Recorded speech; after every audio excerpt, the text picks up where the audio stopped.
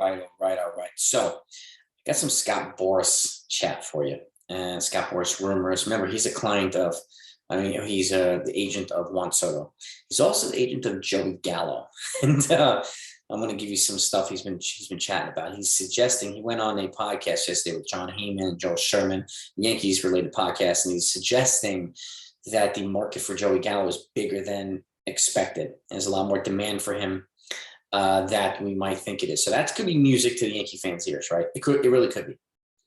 I hope it's true. I do think the Yankees are going to be pretty motivated to trade him before the trade deadline. So, and I don't know what they're going to get back for him, but just a roster spot for someone else and payroll relief would be fantastic. And I feel the same way about Aroldis Chapman, but we'll see if they're not utilized in a Juan Soto trade, which is, to me, it's going to be a tough trade to accomplish. It's doable, but it's going to be a tough one to accomplish with Cashman's lack of appetite for dealing top prospects in trades.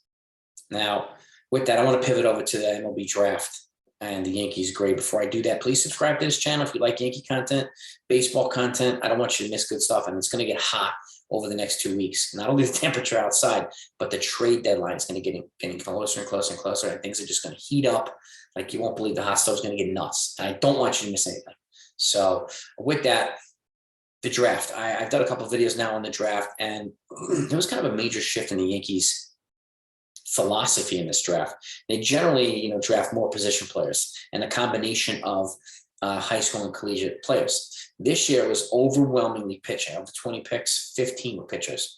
75% were pitchers, and every single pick in this draft was a collegiate player, with the exception of one player who was a JUCO, junior college player. No high school players at all in this draft. So a shift in direction. I think they want to try to boost and increase the amount of pitchers who can make it to the major league level with the Yankees. If you look at their top 30 prospects, 20 plus, almost 25 of them are position players and not pitchers. So this represents a shift in philosophy for the Yankees, and I think it's a good thing.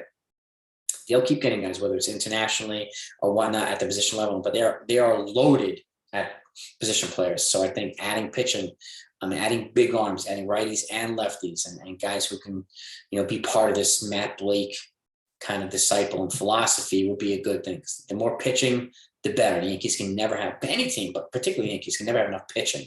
So I give them a B, even a B or maybe a B plus for this draft. And I think their top 2 picks, I give them an A minus.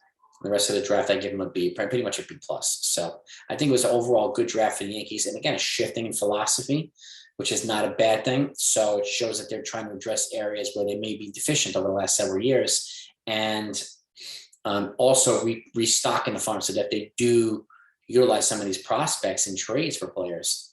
They're already restocking it actively, so which is a good thing. So I wanted to give you that, my grade in their draft, and give you some of this intel that we're hearing. The Joey Gallo rumors are starting to heat up, and it's because of Scott Boras. He's essentially trying to make him one of the most coveted trade assets at the deadline. Now, I'm not offended by that. If somebody's willing to pay, enjoy. So it's a good guy. It just didn't work out in New York. But you guys let me know what you think. Let's get into this one. It's going to be fun.